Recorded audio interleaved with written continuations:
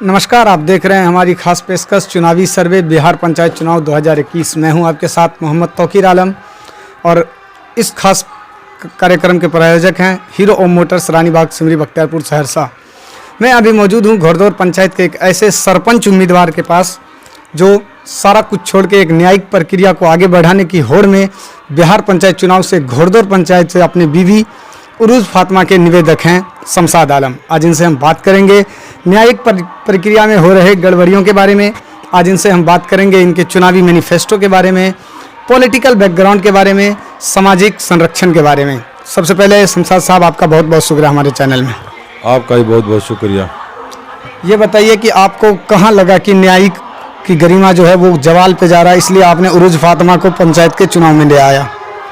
सबसे पहली बात है कि हम जीते हुए कैंडिडेट थे वार्ड पार्षद, वार्ड नंबर 6 घोड़दौड़ से, और कई जगह हमने पंचायत में देखा कि लोगों के साथ न्याय नहीं हो रहा है। गरीब बहुत परेशान है, झगड़ा करके जाते हैं, फिर भी वो फैसला 2-4 महीने तक कि 6-6 महीने तक फैसला नहीं होता। अक्सर लोगों को हमने भटकते हुए देखा और हमने ये बिल्कुल तय कर लिया कि अब इस बार वार्ड मेंबर से हमको नहीं लड़ना है और बिल्कुल ग्राम कचहरी पंचायत घोड़दौड़ से सरपंच के पद से प्रत्याशी बनकर और अच्छा फैसला करना है। लेकिन पंचायत में तो वार्ड सदस्य होता, आपने वार्ड पार्षद की बात किया। खैर, ये बताइए कि आपका चुनावी कोई बैकग्राउंड रहा है सियासत में? हाँ, बहुत पुराना मेरा बैकग्राउंड है। सबसे पहले कि सोनिया गांधी के साथ हमने 6 महीना गुजारा, उसके बाद राहुल गांधी के साथ भी कुछ दिन रहे, उसके बाद अजहरुद्दीन साहब के साथ भी कुछ दिन गुजारे हैं। उसके बाद ताल्लुकात मेरे अच्छे हैं, जैसे हुए शाहनवाज हुसैन साहब से, और कई बड़े नेता हैं दिग्गज जो बम्बई से रहते हैं, हाजी अरफात अली साहब, उनसे भी मेरे अच्छी ताल्लुकात है। वो है अभी अच्छे पोस्ट पर हैं बम्बई के अंदर, और अल्लाह का शुक्र है कि सब डॉक्टर हर्षवर्धन से भी मेरे कई बार मुलाकात हो चुकी। मुलाकात के बाद यहाँ का हमने रखा कि ऐसे ऐसे परेशानियाँ होती हैं हमको, और चौधरी महबूब अली कैसर के साथ हमेशा हमने इलेक्शन में साथ दिए, जबकि वो मेरा क्षेत्र नहीं है।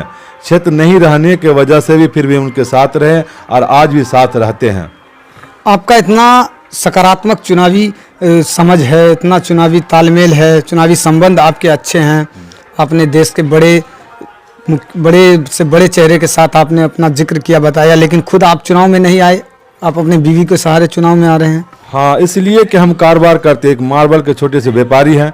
व्यापार के लिए हमको कभी राजस्थान, कभी दिल्ली, कभी गुजरात जाना पड़ता है। तो क्योंकि हम गैर हाजिर रहेंगे तो वहाँ पे लोगों ने ये पूछेंगे कि अगर ये चुनाव जीत के बाहर क्यों घूम रहे हैं, तो इसलिए हमने फैमिली को रखा कि वो कोई भी समस्या हो मेरी फैमिली खुद हल करे। मगर आपने जितने भी बड़े बड़े चेहरे का भी बात किया, इसमें से एक भी न्याय मंत्री नहीं है। या तो आपने शिक्षा मंत्री की बात की, यानी आपने स्वास्थ्य मंत्री की बात की, लेकिन आप पंचायत चुनाव बतौर न्यायिक प्रक्रिया पर लड़ना चाह रहे हैं। सरपंच की एक भूमिका क्या होती है वो आप बखूबी जानते हैं। तो आपका तो कुछ और बैकग्राउंड था, यहाँ कुछ और आगे प्लेटफॉर्म चेंज हो गया। हाँ, इसलिए हुआ कि सबसे पहले वार्ड में हमने काम किया। वार्ड के बाद सोचा कि अब जो है ना पंचायत में कुछ काम करें, अच्छा जो लोग कुछ नाम ले, फिर उस ये आगे चढ़ने की सीढ़ी हमारी है, समझ गए। ये मेरी पहली सीढ़ी है, इसको अगर अच्छा से काम करेंगे, जनता हमको मानेगी, तो फिर इंशाअल्लाह हम आगे बढ़ेंगे। क्योंकि न्याय सबसे बड़ी चीज़ है, सबसे बड़ा धर्म है कि अच्छा लोगों का काम करना। इसमें सबसे ज़्यादा झगड़ा होता है क्या कहते हैं आपके ज़मीन का, केस का, फौजदारी का, और सबसे ज़्यादा आपसी झगड़ा इसमें सख्त रहता है। तो हम सोचे कि इसको सबसे पहले इसको हल किया जाए। लोगों ने कमाई के लिए रास्ता खोल रखा था, हम उसको बंद करना चाह रहे हैं। आपसे ये सवाल हालांकि नहीं होना चाहिए, लेकिन मैं फिर भी पूछ रहा हूँ। आप टोपी पहने हुए हैं, आप अच्छा जुमला इस्तेमाल कर रहे हैं, तो ये जो आपने न्याय की बात की, और आप मुस्लिम स्कॉलर्स भी हैं, ये न्याय को अगर आप सच में आगे बढ़ाना चाहते हैं, इसके लिए सत्ता तो कोई मायने नहीं रखता। हाँ, मायने कुछ भी नहीं है, सिर्फ मायने ये है कि मेरा धर्म अच्छा होना चाहिए, काम अच्छा करना चाहिए। और मेरा ये है, आप पंचायत के हर वार्ड में चले जाइए, मेरे बारे में पूछिए कि शमशाद भाई हिंदू मुस्लिम किसी एक के साथ बिल्कुल मोहब्बत के साथ रहते हैं और एक थाली में बैठ के खाना खाते हैं। चाहे त्यौहार हो, होली हो, दिवाली हो, हर त्यौहार में साथ रहते हैं। ये उठते बैठते, मौत मैयत सब में साथ रहते हैं। वर्तमान में जो सरपंच पे पदस्थापित हैं उनके बारे में कुछ आप कहना चाहेंगे?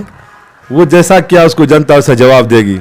हम कुछ इस पर टिप्पणी नहीं करना चाहते हैं। वो जो ऐसा अच्छा किए हैं उनको अच्छा तोहफा देगी पंचायत, अगर नहीं किया तो वो बिल्कुल कुछ नहीं करेगी। कोई चुनावी मैनिफेस्टो सत्ता में आने के बाद? बस इंशाल्लाह वो तो वक्त बताएगा, वक्त आने दीजिए। आपको अच्छा से अच्छा काम करके हम पंचायत में दिखाएंगे, जो कभी नहीं हुआ है वो करके दिखाएंगे। कौन सा काम है वो जो एक सरपंच कभी नहीं कर पाया, जरा से इनका हमको व्याख्या करें। सरपंच से ये हुआ कि सबसे पहले क्या है कि न्याय में वो अच्छा काम नहीं कर सके, और उसमें ये बड़ी परेशानी है कि लोग उनको बुलाते हैं सुबह में तो वो आते हैं 8 दिन के बाद, क्योंकि झगड़ा फौरन हो जाता है। लड़ाई झगड़ा का काम है, फौरन आया, फौरन को निपटारा करे, और कोई भी केस को थाना नहीं पहुंचने दें, पुलिस प्रशासन के पास नहीं पहुंचे, क्योंकि घर में कचहरी में बैठ के उसका फैसला हो जाना चाहिए। मगर उनसे आज तक ये नहीं हो सका, जो जनता उसको जवाब देने के लिए जा रही है। यही मैं आपसे सुनना चाह रहा था कि एक जो पदस्थापित हैं उनका क्या राय है। अब ये बता दीजिए आज का आखिरी सवाल कि अगर आपको सत्ता मिलती है, आपको अगर जनता प्यार देती है, सम्मान देती है, अगर आप पदस्थापित होते हैं तो आपका सबसे पहले प्राथमिकता क्या होने जा रहा है विकास को लेकर के? अभी देखिए, इसलिए नहीं बताना चाह रहे हैं कि लोगों तो नेता को कहते हैं लोग झूठा, पहले बता देने के बाद हम ये कर देंगे वो कर देंगे। पहले हमको इंशाल्लाह वक्त आने दीजिए, और फिर उसके बाद फिर हम आप जवाब देंगे जनता को कि हम क्या करके बता रहे हैं। आप तो नेताओं के नेता हैं ना, आप तो राजमंत्री से लेकर के पीएम के उम्मीदवार से भी आपने अपना जिक्र किया। हाँ हाँ, वो तो बात सही है, मगर इसमें फिर आगे देखेंगे, इंशाल्लाह आपको बताएंगे। पहले प्यार मिल जाए जनता का, पहले विश्वास जीतने दीजिए, उसके बाद फिर हम बताएंगे मेरा क्या क्या प्रोग्राम है आगे। चलिए, बहुत बहुत शुक्रिया हमारे साथ बातचीत करने के लिए। ये थे उरूज फातिमा के पति निवेदक शमशाद आलम साहब, जो एक सामाजिक कार्यकर्ता भी हैं। इनका चुनावी बैकग्राउंड कैसा है ये आप लोगों ने देखा है, चाहे वो पीएम उम्मीदवार राहुल गांधी हो, या सोनिया गांधी हो, हर्षवर्धन हो, या शहनवाज हुसैन हो, चौधरी महबूब अली कैसर साहब से जैसे बड़े बड़े चेहरों के साथ इनका संबंध है। इससे सोच साफ है कि इसकी राजनीतिक दृष्टिकोण काफ़ी सक्रिय है, काफ़ी पॉजिटिव है। बहुत बहुत शुक्रिया हमारे साथ बातचीत करने के लिए। आप देखते रहिए हमारी खास पेशकश चुनावी सर्वे। मैं हूं आपके साथ मोहम्मद तौकीर आलम।